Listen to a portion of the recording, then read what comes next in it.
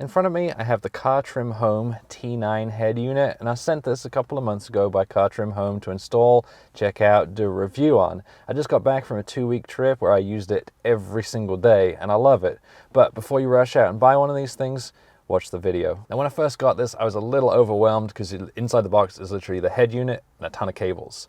It ended up being a little simpler than I thought, and there are some great videos on YouTube that I'd encourage you to search for. I'm not going to go into a ton of detail, but I'll give you a quick overview of the installation process. The first steps of installation involve removing the old head unit. The trim simply pulls off and the head unit is held on by 4 screws. Once it's out, all of the cables need to be unplugged. The T9 reuses the hazard button, vents, the top trim, and the retaining clips from the stock head unit, so they'll need to be removed. There are several tiny screws and some tabs that need to be unclipped before you can take the vents and top trim out. They're easy to lose, so all of this is best done on a table, not sitting in the vehicle like I did. When removing the retaining clips, do it carefully. They're fragile, yet ridiculously expensive to replace. All of the parts you removed will be reused on the T9. This is also better done inside rather than sitting in your vehicle. Plugging the cables in the back ended up being a lot easier than I expected. Most of the parts are labeled, and the parts that aren't will only fit in one slot. The same applied when connecting to the 4Runner. Not all of the cables are used, but it's pretty obvious which ones are. Once everything's tucked in, the T9 just pushes back in and is held in place by the retaining clips. And once you're done, this is what you end up with, and I think it looks fantastic. It looks so much better than the OEM radio head unit that you have in here, and I think it looks a lot better than some of the other aftermarket options too. When you first turn it on, it takes about 20 seconds for it to load up, but if you're daily driving or if you're turning it on multiple times a day, it just goes to standby mode and it takes a couple of seconds each time. And once it's on, you get this beautiful 9-inch touchscreen. And this works just like the standard radio would in your 4Runner, so you have all the normal controls. You've got the volume, you've got the scan, uses the OEM backup camera. When you turn on your headlights, the screen will dim, and actually it's got full steering wheel control as well. Not only that, but you can actually customize what a lot of the buttons do. So for example, I'm not using voice control on here anymore. I'm not using the hang up or the dial buttons, the mode buttons, so I've customized those to do custom features with the radio. Even though it functions just like a radio, when you get this, it is set up like a tablet, so it looks just like a normal tablet screen on the actual screen itself. I recommend getting the Agama app. It's a couple of dollars, and it sets it up to look more like a radio or a head unit, and it comes over with a bunch of customizable buttons on there, and then the center display is customizable as well. You can put it to show a compass or a map or your current music, speed, that kind of thing. In terms of sound, this seems to be a little bit better than the OEM unit. I love that it's customizable, so I can go in and change all the sound settings. It's got a number of presets for the equalizer, or you can just customize everything as you want. It's probably not going to please you if you are really a true audiophile, but of course you're never going to get that with the speakers that come with the 4Runner anyway. If you wanted to, it does support aftermarket speakers and an aftermarket subwoofer. My favorite thing about this is the phone connectivity, so it supports Android Auto and CarPlay, and if you've got CarPlay, you know how good it is. If you just get the head unit by itself, it does support wireless CarPlay, but I actually recommend getting the extra dongle that they have on their website. That way you can plug it in, you can charge your phone while you're using CarPlay, and it seems to be a little more reliable, and it means you can use other connectivity options, other Wi-Fi, Bluetooth options with the head unit. When you connect the phone, it does pull up CarPlay automatically. Most of the time it works absolutely fine. There have been a few times where it's been a little glitchy. I've either had to unplug the phone and plug it back in again. There have been a couple of times where it hasn't recognized the phone at all, and I can either turn off the vehicle or I can reset. There's a little reset button in there. So I do carry a little nail that I've got there that I can reset it if necessary. But like I said, it's only been a couple of times that's happened. And once it's up, you've got access to all of the apps on your phone that support CarPlay. So for me, one of my most used is Spotify, use Google Maps, Gaia GPS, and Audible. Audible and Spotify work great on CarPlay, and I absolutely love having Google Maps on there. It's nice having this huge display showing me exactly which lane I need to be in, how far away it is until I turn, all that. Gaia GPS is not as great. It's a little tricky to use. It's not easy to pan around. Now, I will say I use Gaia GPS every single day on my last trip for navigation, but if you want to review where you're going, you can't really pan around very easily. It doesn't support multi-touch, and it's a little glitchy, but that's issues with Gaia, and I know they are working on it to improve it. But the great thing about this head unit is if you're not happy with the CarPlay version of Gaia GPS, you can actually download the app directly to the head unit and use it just like you would on any Android tablet. And once it's on there, you've got multi-touch. You can zoom in, zoom out all the way. It's easy to see exactly where you're at. Like I said, it's exactly like just using on an Android tablet.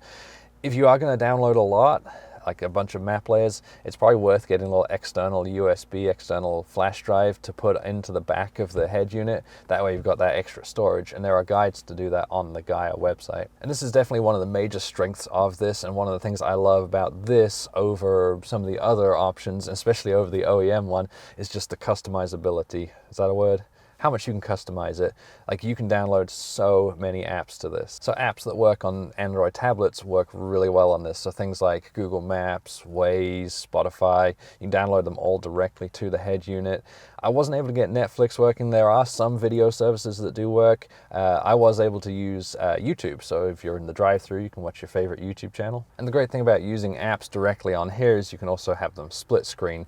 So you can split one app off to the left and the other app off to the right. So you could have, I don't know, navigation up on one side, your music up on the other. I've also seen some people do some pretty unique and creative things with this and various accessories. One of my favorites was I saw someone taking multiple camera setup around the outside of their 4Runner, and there's an app that combined them all to show a 360-degree view on the screen of the T9. I personally added one front-facing camera just to help with seeing over the hood, and it's been pretty useful, although not nearly as cool. Another project that I've seen is someone downloaded some emulators to the T9, and they hooked it up to a Bluetooth controller. They're able to play video games. Well, I guess they weren't able to play video games while driving, but they can hand it off to their kids to play video games on there while driving. A more common usage is to hook it up to other Bluetooth monitors, so things like a battery monitor. That way you could monitor your vehicle's battery or your second battery.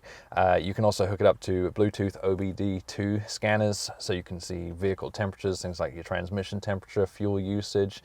You could also check codes while on the road, all from the T9. And then apps for things like pedal commander work on here as well, so you can customize the sensitivity or the throttle response if you've got pedal commander installed. I haven't tested it, but I think that things like the Bluetooth Switch Pro app would work on there. If you've got it and you've tested it, let me know. The system also has Google Chrome built in, so you can go on pretty much any website that you would normally. I personally, on a most recent trip, there was a huge winter storm I knew was covering most of the US, so I went to weather.com, was able to watch some of the forecasts and kind of plan a route home around the weather. My wife's learning Python through Udemy, so on the way home she was typing away on her laptop and she had her instruction videos up on there on the Udemy website, so it's been pretty cool for that. If all that sounds too boring, you could head over to the Revere Overland website and get yourself some stickers too. Now, like I said, I absolutely love this thing. It has been fantastic, and I had an iPad here before and I was able to remove it because I can use this instead of the iPad. But before you rush out and buy it, let's talk about some of the negatives. While this looks a whole lot better than the OEM unit, if you look closely, it's not a perfect fit. There are some gaps. There's gaps around the top. There's some gaps down the side of the vent. There's not a perfect fit with the trim underneath. Not a huge deal from where I'm sitting here. I can't tell, but when I pick the camera up, put it close, if you're leaning in and you're looking close, you will see those gaps. If that bothers you, that's not for you. But like I said, from here, I can't see it. The second problem is with the radio. Now, I've noticed that the FM signal is not quite as good as the previous radio that I had. There are some weak spots around town, and this seems to struggle a little bit more getting radio reception in those spots than my previous radio and the radio in my other vehicles. And it does not have AM or XM radio. So if you're an avid AM listener, this won't work for you. If you're an XM listener, there are a couple of workarounds. I believe that you can go out and get like an external XM unit and then use the auxiliary inputs that are on the back of this to play your XM radio. But of course, for me, I don't listen to radio a whole lot. I already mentioned Spotify. If you listen to Pandora, all those work with this. You can also download music to an SD card or to like a flash drive and plug it in the back, or even in one of the USB slots down here, and that way you can still listen to your music. The biggest problem I have with this though, and the reason that I wouldn't recommend this to absolutely everyone, is just the troubleshooting that you have to go through to get it working. This thing is not plug and play. It will not work as soon as you plug it in. There are a few issues that will affect everyone and then a few that seem to affect a few people. I had 3 issues, and the first one is one that I believe everyone everyone has to fix, and that's when you first turn on, try to go to the Google Play Store. It won't load, so you have to reset, you have to clear the cache and then reset the unit. The second issue I had was with I had absolutely no sound at all when I first got it, so I had to go in and there's some mixer options that I had to change to get it working. The third issue I had was probably the most difficult issue. It took the longest time to fix, and it's with the cameras. My reverse camera, the OEM reverse camera, does not work, so I ended up buying two different backup cameras. I got one for the front, one for the back, and I could not get them working on the default app on there. Turns out there's a second hidden app that I had to enable, so I went into the menus and finally got it working. And one of the great things about getting this from CarTrimHome rather than one of the other ones from Amazon is the T9 owners group. There's a ton of documents and information available on that group that will help you fix common issues. So the first two problems I had, I was able to fix in about 5 minutes just by reading through their documents. The other one, the camera issue, took a lot longer to fix. It was something that hadn't come up before, so I had to post to the group, and unfortunately, for whatever reason, the group admin refused to help me.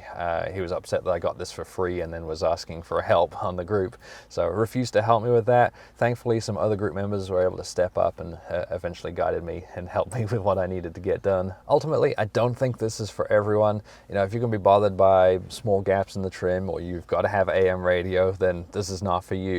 But most of all, if you're not willing to spend the time troubleshooting, or you want something that's plug and play, then you'll want to get something else. This thing, it takes some time and it'll take some effort. If, however, you are good with technology, or especially if you love tinkering with technology, you know, you love adding cameras, Bluetooth modules, monitoring systems, that kind of thing, and you're willing to put the time into troubleshooting, then this thing is perfect for you. You will absolutely love it. On this most recent trip, like I said, I used it every single day and I love it. You can always head over to the T9 owners group and talk to some of the other owners of it, and pretty sure most of them, if not all of them, will tell you that this thing is worth having. If you are interested in getting one of these, definitely get it from CarTrimHome directly rather than from Amazon, because it'll be a different brand from Amazon. And I'll put links to each of the models on here. I believe it's from 2010 to 20. I don't think 21 is supported yet, but I'll put links if it is. And you can get it for all the trims of 4Runner.